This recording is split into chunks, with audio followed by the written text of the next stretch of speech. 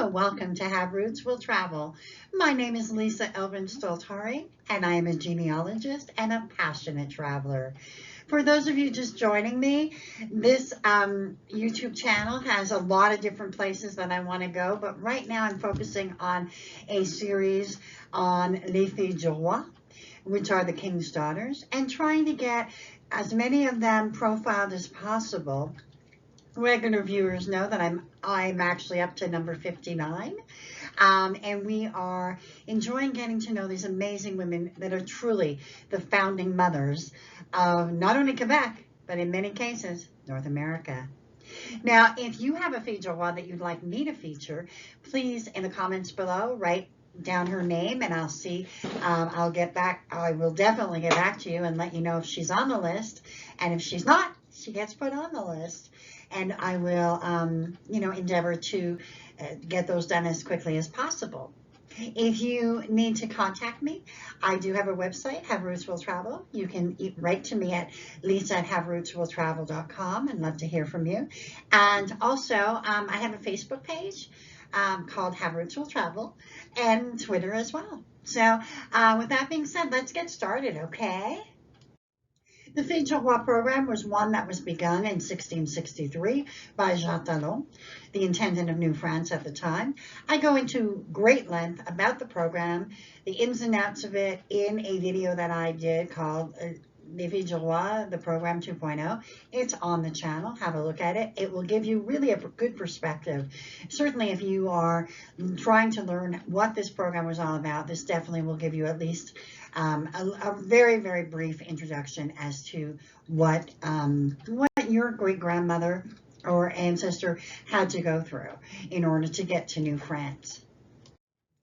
So the lady we're featuring today is someone I just picked out of, not out of a hat. I picked her for a specific reason that we will find out about. And so she's not related to anyone that I have in my files, or I haven't had a viewer request her, but her name is Anne Lemaitre. And let's get to know Anne a little bit. So Anne would have been born in 1618. This should give you a tip off. Regular viewers know that this is much older than the average Fille du Roi. She was born in Saint Remy Parish in Dieppe, in the Normandy region of France. You can see on the map, I've circled Dieppe, so you can see it's right on the sea, obviously. The church where Anne would have probably been baptized, it was built in 1522. It's the one on your extreme left, replacing the 13th century building. Dieppe is a city on the sea, as I've said, with its beginnings in 1030. It was a true jewel in the crown of both France and England, with its strategic locations. Many famous explorers and cartographers come from this area. And it's actually renowned for seafood and scallops. Don't you wish you could go? Throughout the Protestant wars in the Middle Ages, many Protestants, known as Huguenots, left from Dieppe to escape persecution and make new lives in the Americas. So let's get to know Anne's journey from Dieppe. On the 27th of April, 1637, in Dieppe, Anne marries Louis Roy. So she is already married. When many of my Filles du Roi, not my Filles du Roi, when many of the Filles du Roi were not even born yet. So this gives you an idea. Nicolas was born in France and married Jeanne Lelièvre. He would have 10 children, 8 of whom reached adulthood. So sometime before 1663, Anne is widowed, and she decides she wants to become a Fille du Roi, and she embarks on this program, even though at this point she's about 45 years old. Remember, a Fille du Roi needed to get married and essentially produce children. So she could obviously still produce children, theoretically. So she has the one son, and they embark on this, and they come to New France on June 30th, 1663, on that very first boat. Her new husband was Adrien Blanquet de Fougeat, who was born in 1605. He's 13 years older than Anne, and he was also a widower. He came to New France with his daughter Marie and son-in-law Jean Leclerc. Anne and Adrian were born within 12 miles of each other. I just think that's amazing. You know, there they are in New France and they find each other. So, so he was born in the St. Pierre parish of Becqueville-en-Caux. So you can actually see how close, you know, Dieppe would have been to there. So just amazing. I actually did the Google map to see how close it is. I'm always fascinated how this happens. On the 7th of November, 1663, Adrian and Anne, I just love that, were married. He was 58 and she was 45. I like to think it was a love match. At least I like to think so. So in d'Orléans, Adrienne and Anne, you know, settled down in Ile d'Orléans in the St. Lawrence River. It's an island. You can see it right there on the left, right near Quebec City. It's subdivided into 6 sections right now. So you need to know that when you're evaluating and researching your particular ancestry. Are they from Saint-Famille? Are they from Saint-Jean? Are they from Saint-Laurent, Saint-Pierre, and on and on? So you really need to know specifically what parish they came from. Ile d'Orléans has been said to be really truly a microcosm of traditional Quebec because so many people can trace their ancestry to at least one, you know, pioneer of there. There's actually a monument at Ile d'Orléans for the 300 founding families. And so it really is quite, it really is the birthplace of so many French Canadians. The island itself was named different names. So again, you need to know that because they'll say Grande Ile, Sainte Marie, Saint Laurent. So different names, but eventually it was changed to Ile d'Orléans in honor of the second son of King Francis I, who was Henri II, and he happens to be the Duke of Orleans. So they named it Ile d'Orléans. And, you know, the early French settlers were really attracted to the island because of its fertile soil. And in 1661, the very first parish of Saint-Famille was founded, followed by all the rest of the parishes that we described. And you can see on the bottom left how green and how, you know, vibrant and beautiful this island, it really is. Picture perfect place. And also I've included a picture that, you know, was given to me. You know, when you go to the island, you're visiting different places. It really is kind of trapped in time, somewhere in time place, where really and truly, this happens to be the cheese making place, and I thought it was kind of very traditional. There's something about Quebec and cheese. You must remember that. And also, I want to point out to you that by 1681, Adrienne and Anne are still, you know, going strong. He's 76 by now, and she is 63, and they have 6 arpents, which is about 4 acres, 3 to 4 acres of land. So they're doing very well and have somehow managed. Remember, they got married in 1663, so they had at least 17 good years.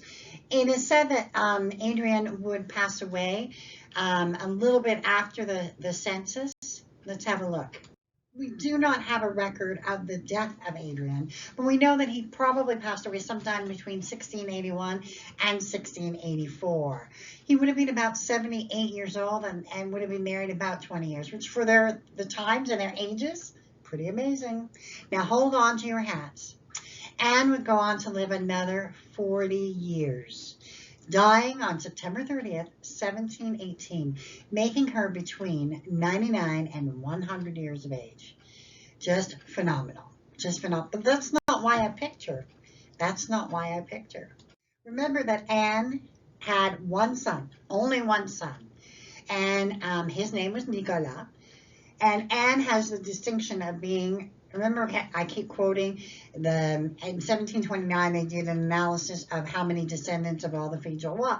I don't know if it was done in 1729, but that's the date of it. And Anne has the distinction of having the most descendants.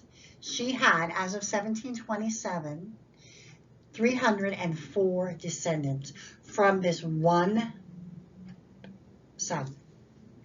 Now, Roi happens to be it is the #1 name in Quebec. And so there are many different families with the name Roy. It's a very common name. It's like Smith. But certainly Nicolas would have played a part. So I normally don't do this, but I wanted to show you how one person, then one person can affect so many. So his first son, Louis, married Marie Ledrant and had 11 children, 7 of whom made it to adulthood. His second son, Nicolas, married Marie-Madeleine Leblanc and had 6 children, all of whom made it. He then married Marie-Renée Rivière and had 1 child who made it. Noël married Jeanne Thérèse Casse and had 3 children, 2 of whom made it. He then married Marguerite Rabourin and had 14 children, 13 of whom made it. Marie-Jeanne Elisabeth married Jean Gaudreau and had 2 children.